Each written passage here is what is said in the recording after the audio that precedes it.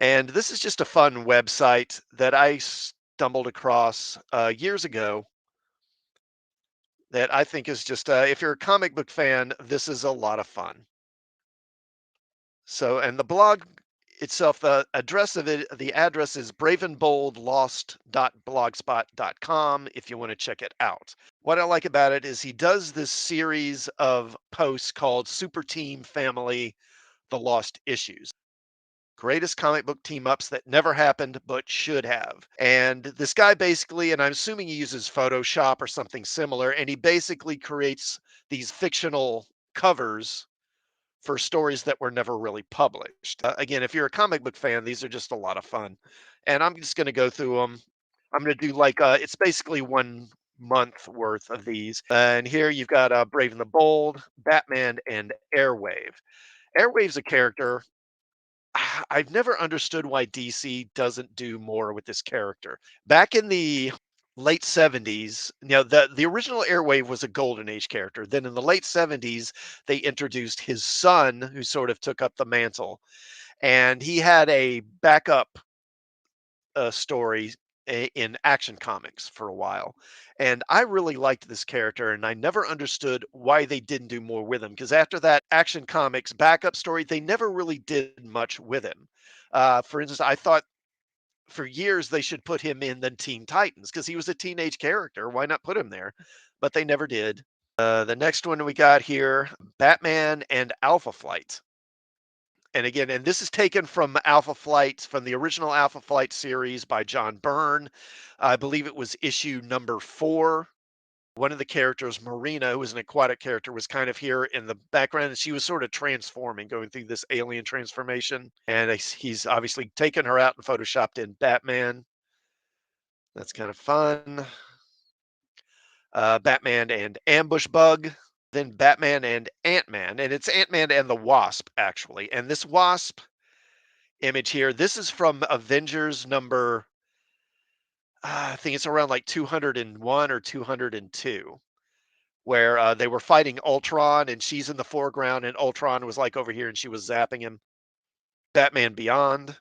Batman takes a trip into the unbelievable as Batman Beyond comes from the far future to our time on a murderous mission. Batman and Big Barda. Big Barda is generally, I think, kind of 2 words. It's kind of crammed together here. Batman and Black Orchid. And I actually have this issue. This cover is an actual issue of Brave and the Bold, but it isn't Black Orchid. It was Batman and Jonah Hex, actually, where Batman goes back in time to the Civil War era. In the original cover, it's Jonah Hex who's up here jumping down to save Batman. See then Batman and Black Panther. And that looks like an old Kirby Black Panther image there. Batman and Blue Beetle. Then this one, Batman and Brother Voodoo. It's an interesting cover. Batman and Captain America. Okay, so this is a fun one. So this is, I think, pretty much a Captain America cover here. I think Zemo was closer. He was kind of like where Batman is, and basically he's sealing Captain America up in this dungeon, and this monster is about to eat him. Batman and Captain Britain. So this is another cover that I'm familiar with. This cover with Captain Britain is from an issue of Marvel Team Up with Spider-Man, and in the original cover, Spider-Man is here, and he and Captain Britain are fighting each other. I remember that issue pretty well because it's the first time I saw Captain Britain. It was my introduction to that character. Batman and Captain Carrot. I gotta say, as most of these covers go, this one is not, it's kind of weak. I mean, it's not particularly creative. It just feels like an odd fit. It's not one of the better ones. He just sort of slapped Captain Carrot in there. Now here's a weird one. And again, these aren't necessarily all crossovers that involve other comic characters or DC characters or Marvel characters. He starts pulling in characters from movies and TV and whatnot.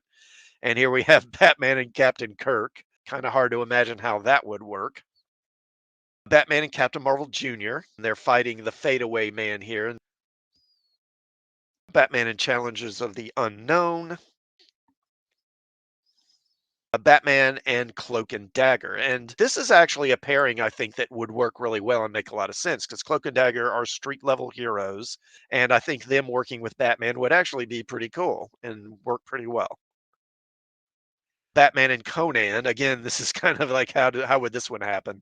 Who can survive the awesome power of the dragon god? I don't know. This looks like a squid, not a dragon to me, but what do I know? Batman and Cyborg. Yeah, Brave and the Bold cover that has Cyborg. This is a George Perez Cyborg image. Batman and Daredevil. Batman and Atari Force. So Atari Force is a DC property, but they're not really part of the DC universe. Atari Force was a series that was published briefly back in the early 80s. And I think basically, this is when the Atari game system was popular. And I guess someone at DC was like, my kids love Atari. They love that Atari. Let's make a comic book with Atari. And so they made Atari Force. And the thing is, the Atari Force was actually a good book. It was written by, I believe, by Jerry Conway with good art by Jose Luis Garcia Lopez. Had an excellent cast of characters. It was kind of, a Farscape kind of like story, but 20 years before Farscape, though. And it's a property I'd love to see DC revive, and I think would make like a great movie or something, or a streaming show or whatever. But it's so obscure, I'm pretty sure there's zero chance of that happening. Batman and Deadpool. Yeah, that would be an interesting pairing. I'm sure Deadpool would drive Batman up the wall. But then again, with the Joker, he's kind of used to it, right? Batman and Death. Again, it's not the most inventive cover, but it works. Okay, so Batman and Deathlock. This is nice. Now, this cover here, this is a cover to an issue of Captain America. And in the original cover, it's Captain America who's up in this crosshairs, not Batman. So obviously, he just photoshopped that out and put this image of Batman in there instead. But it works really well. And Batman and Deathlock that would be a pretty cool crossover. Batman and Devil Dinosaur. Again, that's kind of a fanciful crossover. How would that one work? Batman and Dial H for Hero. So this is another DC property. And those who don't know, Dial H for Hero is a property. It's gotten revived occasionally over the years. It's never really had, I think, a big following. What basically the idea with Dial H for Hero is there was this device that looked like a dial, surprise, surprise, and it was presumably magic. It was never really fully explained. Basically, when you dialed HERO on this dial, you would get superpowers.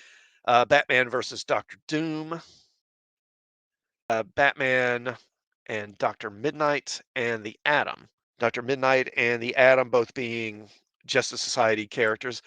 Dr. Midnight's a character I really think DC ought to do more with. I think he's a very interesting character. He's the original blind superhero long before Daredevil came along. Batman and Doctor Strange, Batman versus Elektra. Now this would be cool. Batman and Elektra. And I think again, this is an issue of Brave and the Bold. And I forget who was here originally, but basically this image of Elektra, this is from, I believe it's from the issue where Elektra originally was killed. I think it was a Daredevil 181 or 180, something like that.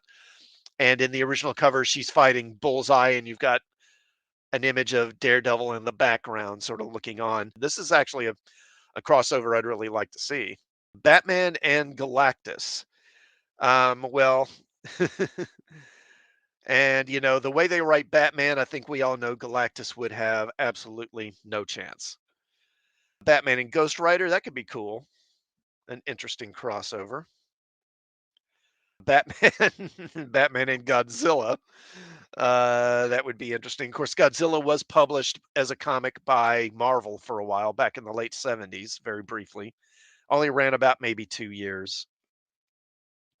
Batman in Concrete, never hugely popular, and I didn't really read a lot of his stuff, to be honest. So I think that's it's interesting. And I think we'll go ahead and stop there with that. I think that's enough for one stream. Close that out. And that'll go ahead and wrap up this stream for those who are watching afterwards. Thanks for tuning in, and thanks for watching.